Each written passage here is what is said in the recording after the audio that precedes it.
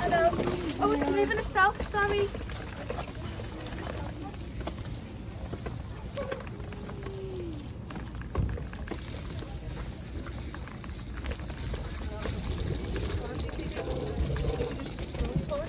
I take a wee selfie before we go in. Take a wee photo of the outside, even in landscape, and then you can send it over to me.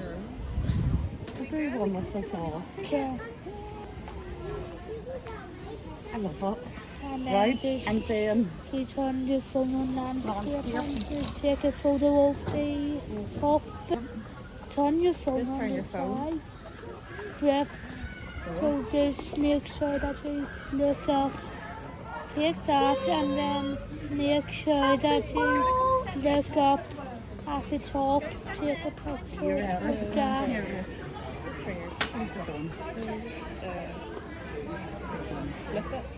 aye. Yeah. So turn it on landscape and do that. I have to get the big pencil.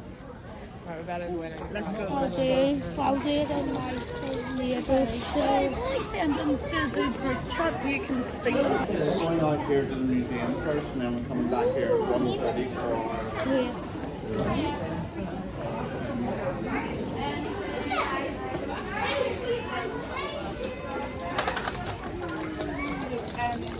Sound Mills is another one. Ben Burr.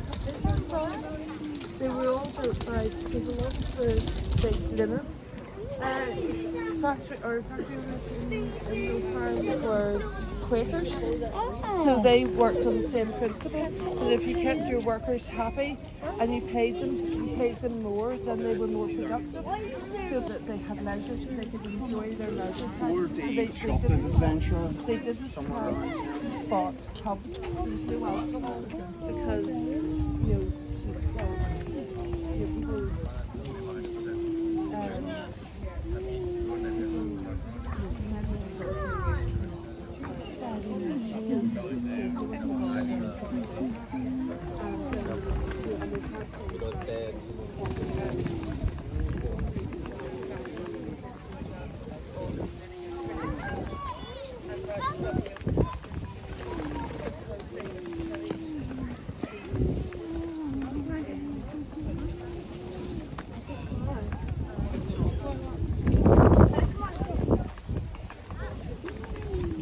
people. There's a museum as well.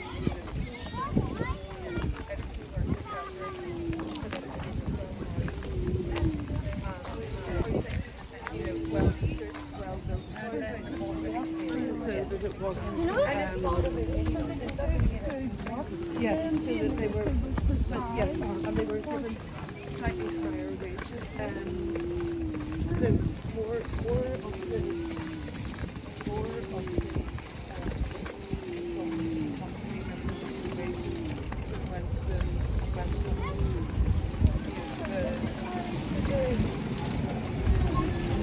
and then that way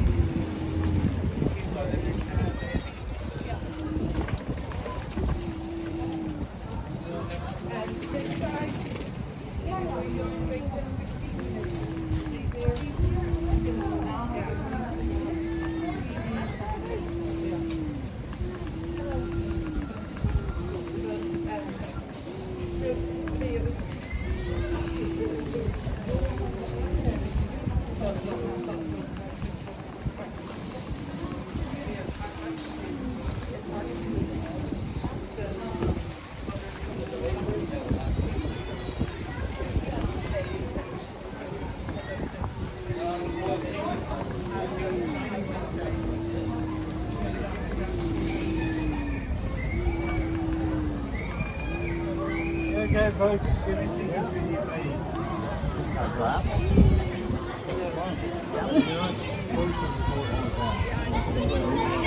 Okay, see you later.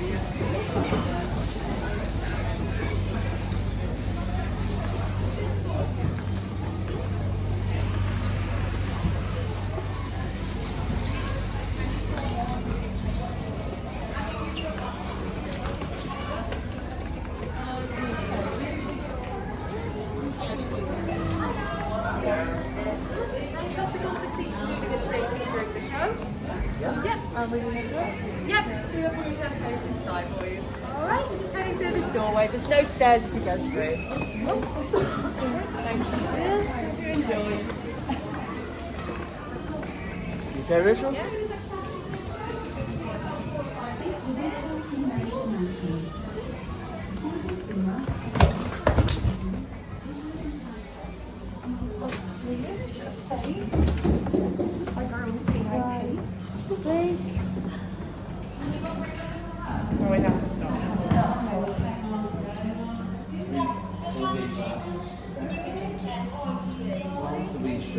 About 7 minutes. Okay, that's fine. Charmaine's with us too. There's one. Quick as you can for me, guys.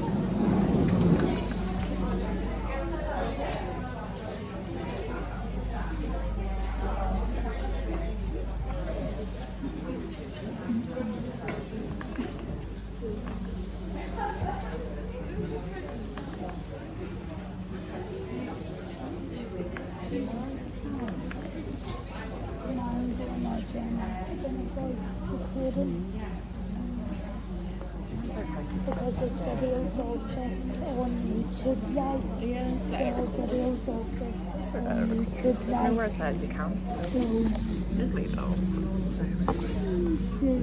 just them up on Is that okay? Okay, welcome to the 4-day bus trip for everyone. If you haven't already, please put on your glasses. There is no eating or drinking, no recording of fast photography.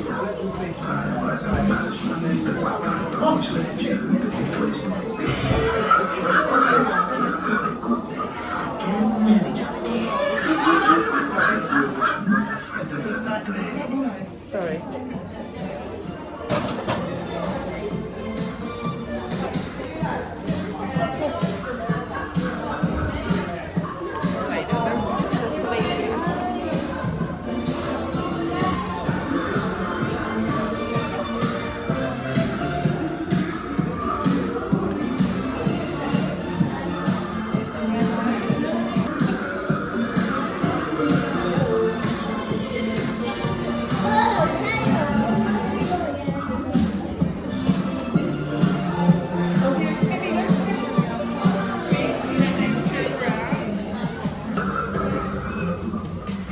What do you want, Sarah?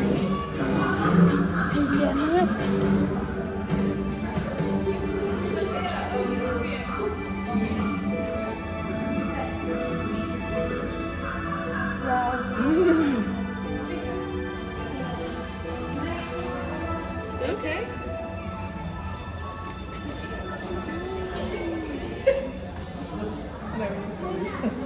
Right, sure.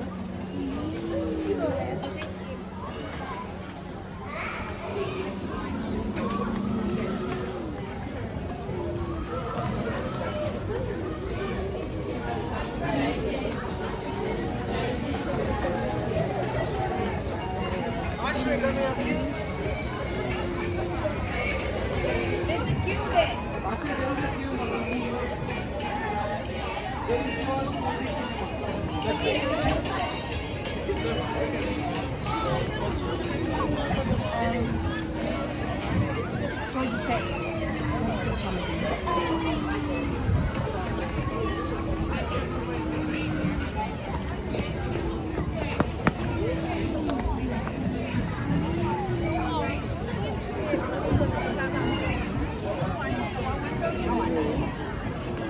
clung on for dear life. You go first there. You can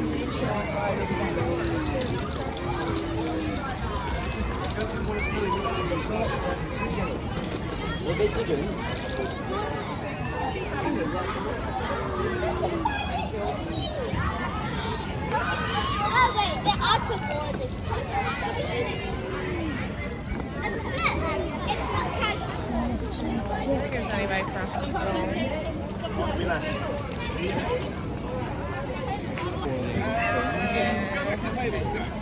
Table!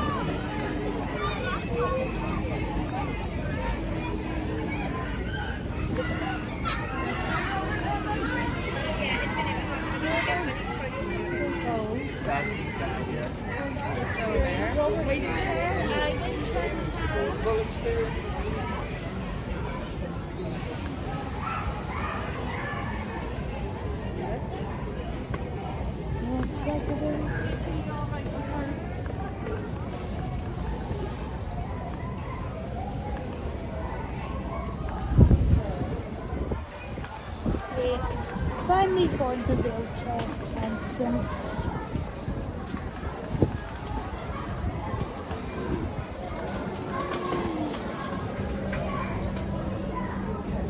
No, just the bathroom.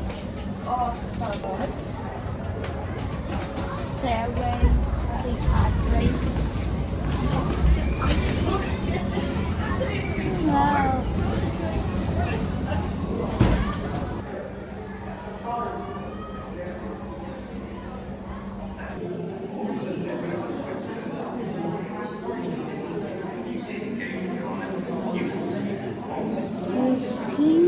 Yeah, these are cool. I really like these.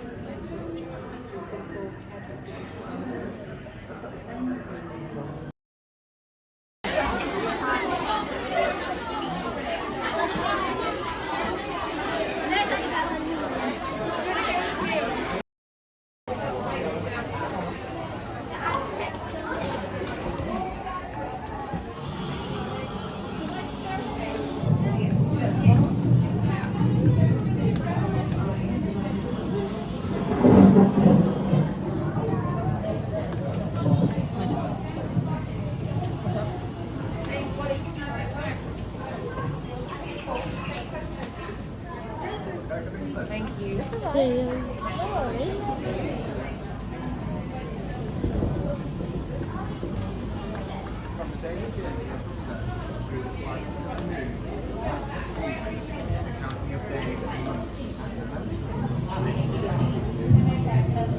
Sorry.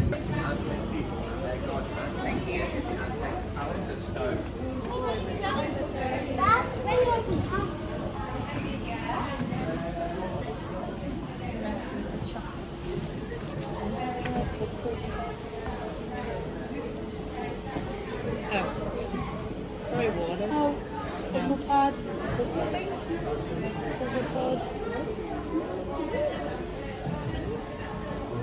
Let me use sweet sugars. No. Only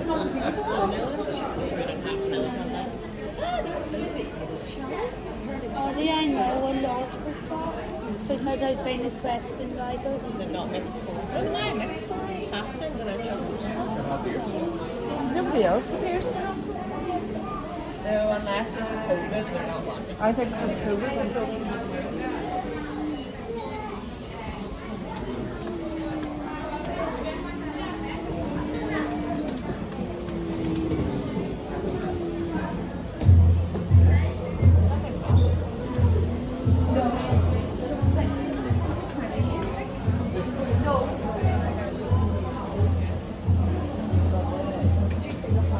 No, I heard music.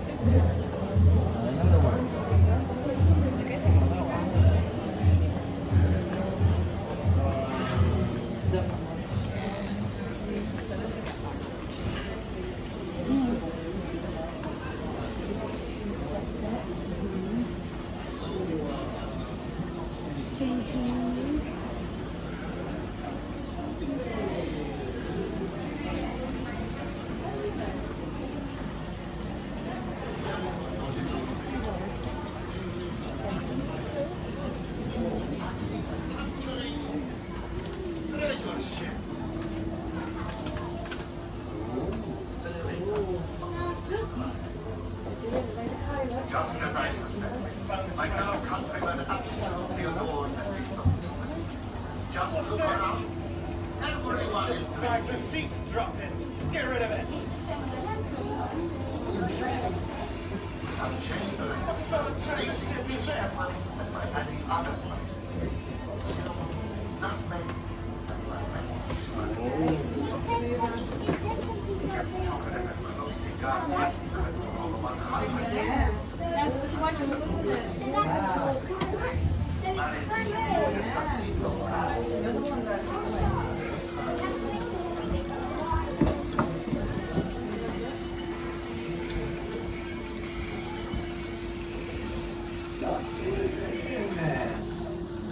After killing the Aztec Emperor Moctezuma, defeating the Aztec people, I returned to Spain in 1528.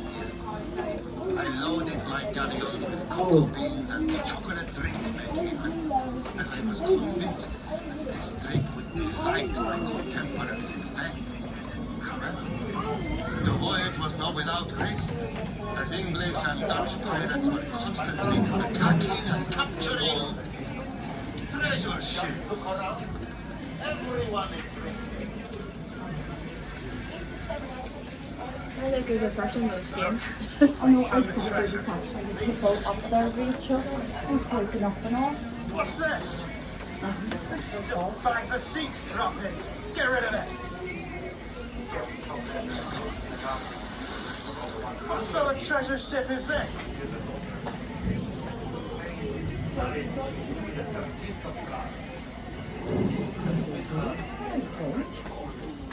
This could be a program for normal history.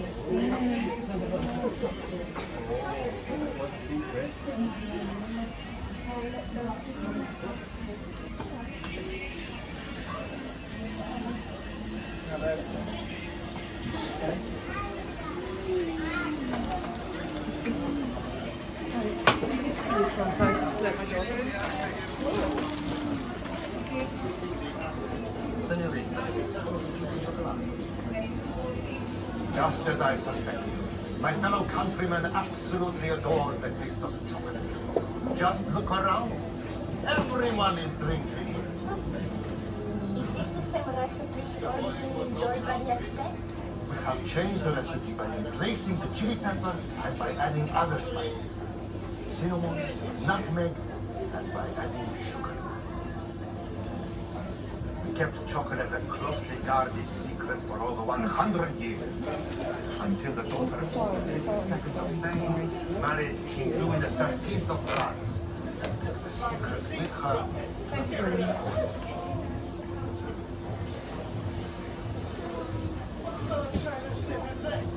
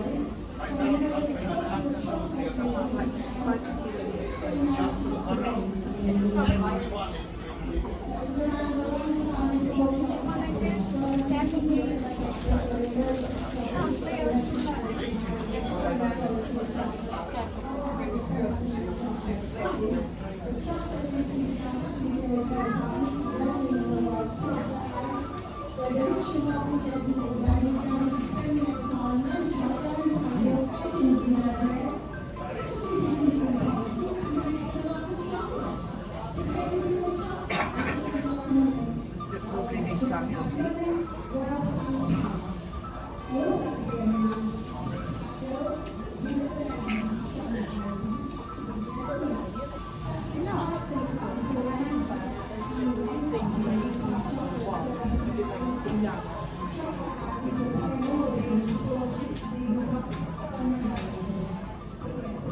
Chocolate and cocoa arrived in England under Cromwell, but didn't gain popularity until the restoration of King Charles II, when it became popular both at court and with the wealthy.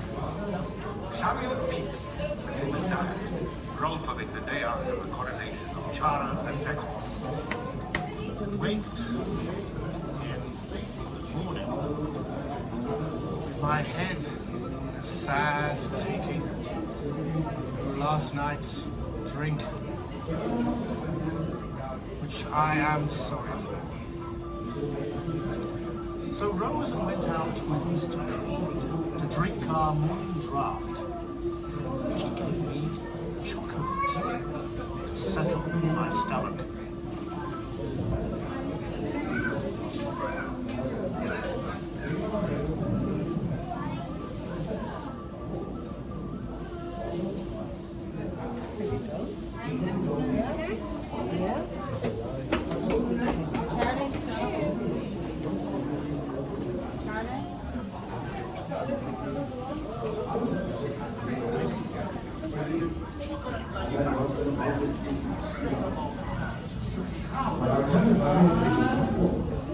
My daughter is so to go into business as a cleaner and compost, to own the shop, and install this large and fast so that my customers can see themselves as being offered at cocoa mills by professionals. I've got a open nose, soon attracting new customers from far and far. And people are from coffee. This is White's Chocolate House in the fashionable St. James's Street, London.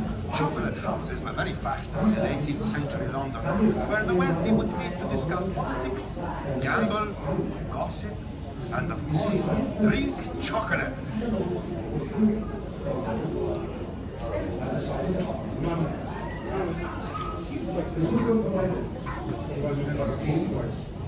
As cocoa became cheaper, more people could afford to drink it, and apothecaries such as Fry and grocers such as Cadbury began to experiment with chocolate manufacture. Let's take a moment now to see how my story began.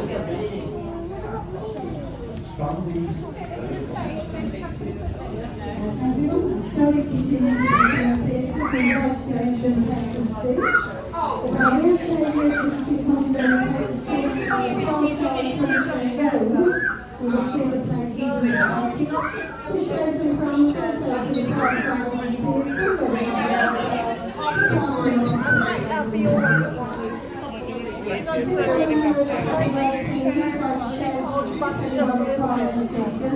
Right, just let this lot go through and then I'll let you in here. George, are you waiting for us or going in before us? No, I'm talking to my brother. Sorry? I'm talking to my brother. Oh, I'm sorry. I'm asking you what you're doing. Are you waiting with us? So why are you there? Okay, so if you come in here, you'll just be in this area for about 5 minutes before going into the down, okay? Thanks very much. I will bench.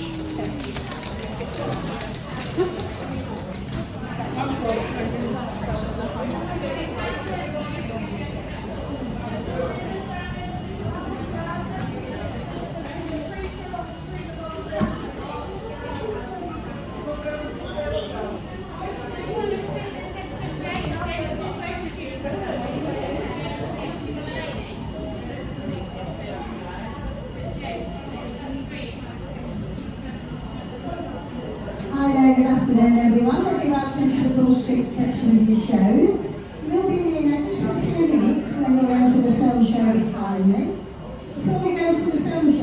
approximately 3 minutes' time, those screens at the corner will light up. You'll have John Cadbury telling you all about the Cadbury shop that you see here in front of you.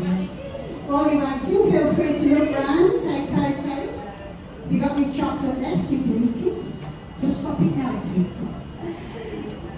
Well, we've got a couple of minutes to wait. I'll give you a bit more information about that very famous building over there behind you, White's Chocolate House.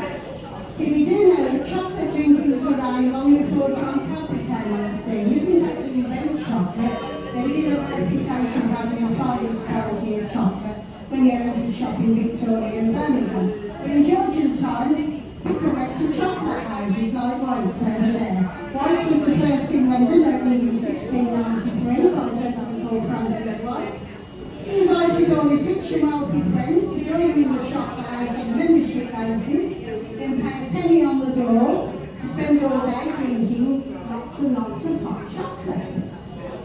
Sounds expensive, doesn't it? A penny on the door. In Georgian times, a penny was a lot of money. But you can see them in the window there, discussing business and politics and drinking chocolate. It was a very popular place for the gentlemen of the day to meet. Did you notice I said gentlemen of the day? They didn't get ladies into chocolate houses. Chocolate drinking in the early Georgian times was strictly for the gentlemen. Ladies were expected to stay home and have afternoon tea with other ladies. In fact, it was quite a while before ladies could actually get their hands on cocoa beans to be able to serve chocolate in their own homes. Such was the demand for beans, the chocolate houses were buying all the beans before the ship stopped and unloaded them. John Cadbury's going to come on the screen. He's going to tell you all about how he started the Cadbury business for one time in the shop. Welcome to Paul Street. My name is John Cadbury, and this is my shop, where I first established my business in 1824. My father, Richard Tapper Cadbury, owns and runs the drapery store next door. Our family are staunch Quakers, and we originally came from the West Country. Father moved the family to Birmingham from our home in Exeter in 1794 and set up his business as a linen draper and silver. Birmingham was a fine place to live, with plenty of business opportunities. We soon made many friends, and my father became a prominent member of the local Quaker community. Because of our religious beliefs, Quakers were considered to be nonconformists. This prevented us from studying at university, and as a result, we were unable to enter the professions, such as medicine and law. Also because Quakers are pacifists, we couldn't join the army or navy. And so trade and commerce were the only areas where Quakers could focus their ambitions and prosper. I was apprenticed as a tea merchant in Leeds, and then worked in a bonded tea house in London. When I returned to Birmingham in 1824, I borrowed some money from my father to go into business as a tea dealer and coffee roaster. I took over this shop and installed this large plate glass window so that my customers could see the samples of tea, coffee, and cocoa nibs that I prepared myself. My colourful window displays soon attracted new customers from far and wide. I even employed a fully costumed Chinese man to help serve the shop. Oh yes, he caused a lot of interest. And with him minding the shop, I started to experiment, manufacturing my own cocoa and chocolate in the cellar behind the shop. You see, I'd noticed that fashionable people were drinking cocoa and chocolate. I decided to offer them to my customers as well. This was good for my business, because tea, coffee, cocoa and chocolate were considered as acceptable alternatives to alcohol, of which we, as Quakers, strongly disapprove.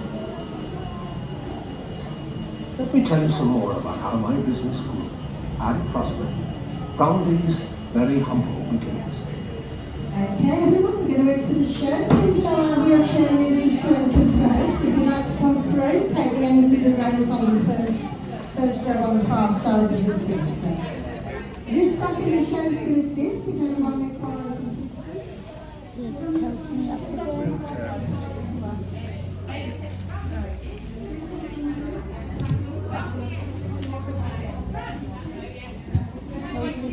again.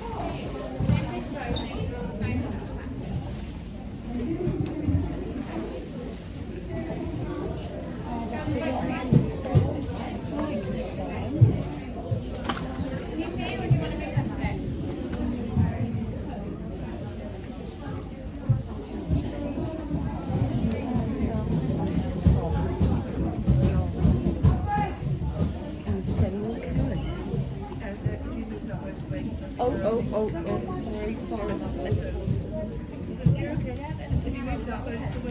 May I say, yeah,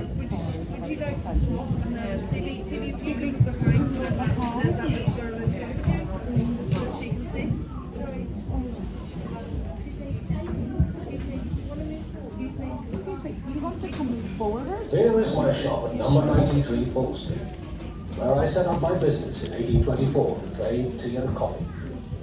I also sold cocoa nibs I prepared myself, chocolate and coffee beans. These drinks were considered as wholesome alternatives to alcohol, which we as Quakers strongly disapproved.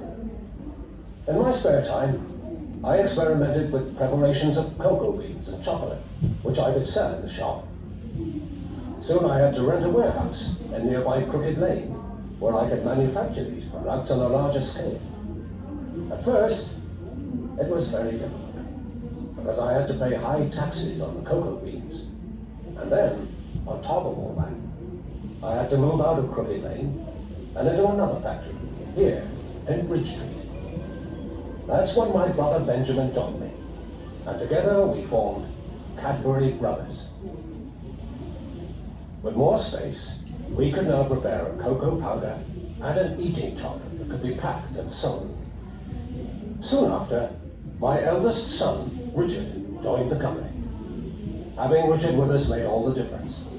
He saw to it that the quality of our cocoa improved, introduced new products, and even opened a shop in London. Our efforts were rewarded when we received our first royal warrant from Queen Victoria. That was when my younger son, George, joined us. George introduced many benefits for the workforce, such as half-day holidays, a sick club, and many improvements in the factory. And Richard, your new designs for our packaging were a huge success. Well, we had to try something different, just to get ourselves recognized, Father, as we were still a small company. Our aim was to manufacture only the highest quality cocoa and chocolate. I know, and I could tell you some stories of less scrupulous producers who added brick dust to their cocoa. Ours was still gritty, but we only added sugar to take away the bitter taste and starch to absorb the fat. However, George had heard of a new kind of cocoa press. He went to Holland in 1866, saw the press being used and brought one back. The Van Houten press. Oh yes, Father. You see, because we could extract more of the cocoa butter, there was no need for more additives. Not only was our cocoa essence more palatable, but also output increased. The Bridge Street factory was now too small to cope, and we had to expand somewhere else. For some time, George and I had shared the same vision to build our new factory in a garden setting, away from the smoke and grime of the city. We called our new factory Bourneville. We opened our new factory in 1879, and were faced with many more challenges as the size of our workforce increased. As the company prospered, we introduced bonuses, such as payment for output and punctuality, a 5.5-day week, pension schemes, works committees, training, and many other benefits. I sent my son George to Switzerland to find out how chocolate was made, using fresh milk. Soon after, Cadbury were able to manufacture chocolate with a much higher milk content that rivaled even the best Swiss products. That was when we launched our most important new brand. We called it Cadbury's Dairy Milk. It became so popular with its distinctive taste that sales exceeded all our best expectations. And within a short while, it had become our best-selling chocolate. In 1919, we merged with Fry, and the company went from strength to strength. And so we have seen that big things have their roots in the smallest beginning. Okay, everyone, if you'd just like to stay where you are, I'm using the safety announcement.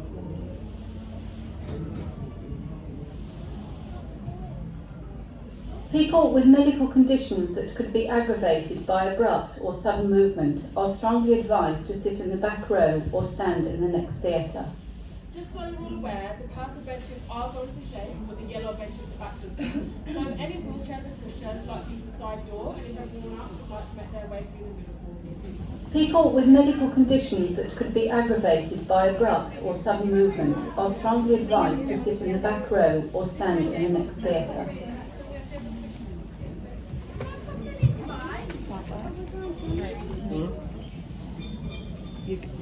Sorry. Of course. Of course.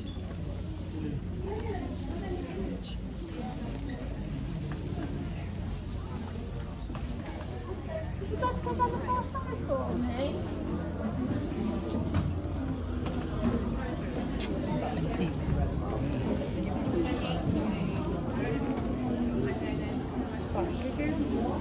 Just the one. There's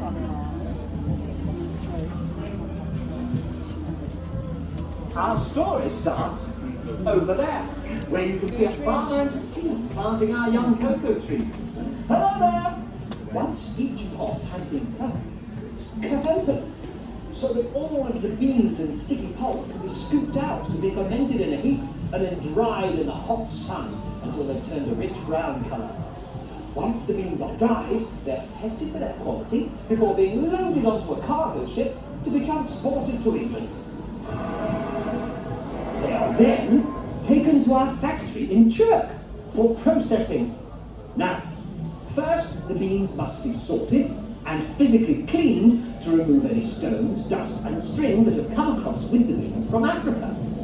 This is done using a stream of air and by passing the beans through the vibrating slips. The raw cocoa beans are now pasteurized using very hot steam. Bean cocoa beans are now taken to be roasted in revolving tubular gas-fired ovens. The beans are then cooled and are ready to have their shells removed through a process called winnowing. This is done by passing the cocoa beans with a series of vibrating hitting them with breaker arms. The shell is then blown away, and the remaining pieces of bean are called nibs. The nibs are now ground up in large mills. This process generates heat, which helps to transform the nibs into a thick chocolate-coloured liquid called cocoa liquor or mass. Some cocoa liquor is taken to our factory at Marlborough for further processing. The rest of the liquor is pressed to extract the cocoa butter. The refined cocoa butter is now taken to Bourneville, where we will catch up with it later. Meanwhile, the cocoa liquor that has been taken to Marlborough is pumped into storage tanks, ready to be turned into chocolate crumb.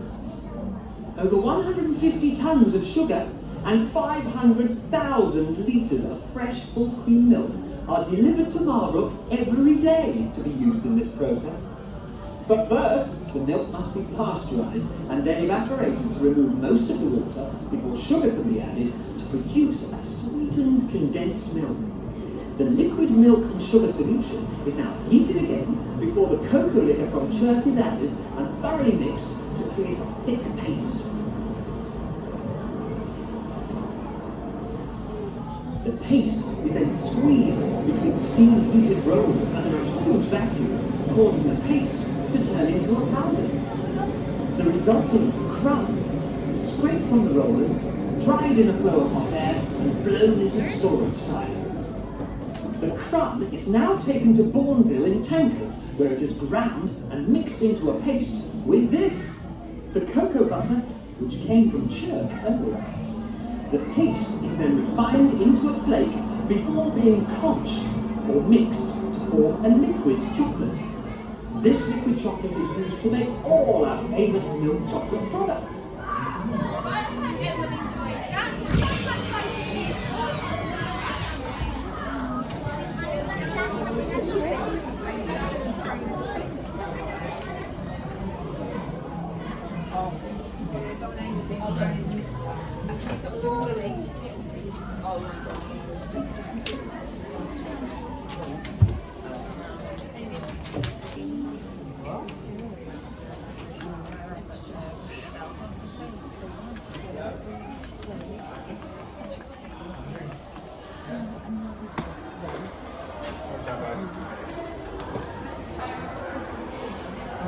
Thank you. I'm done.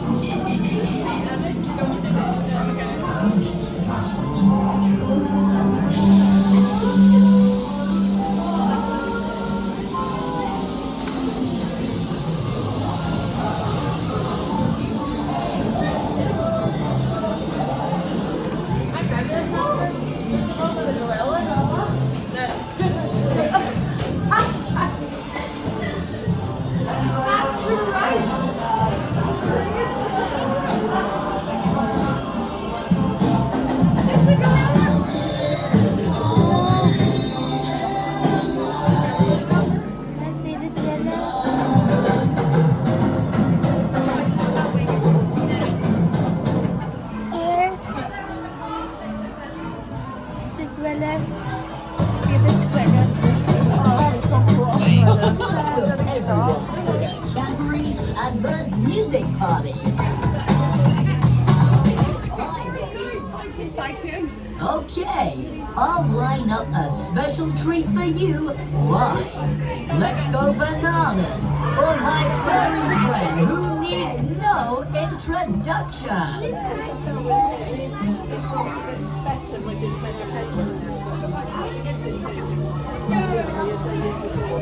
Put your arm back in your bag, please. Put your arm back in. It doesn't work.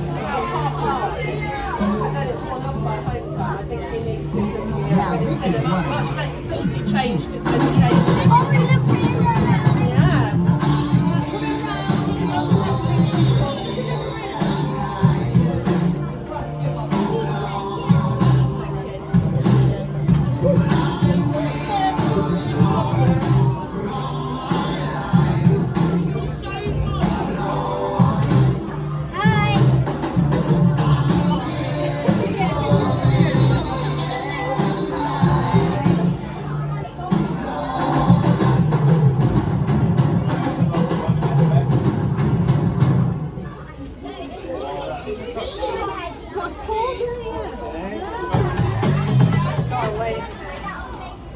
Okay, I'll line up a special treat for you.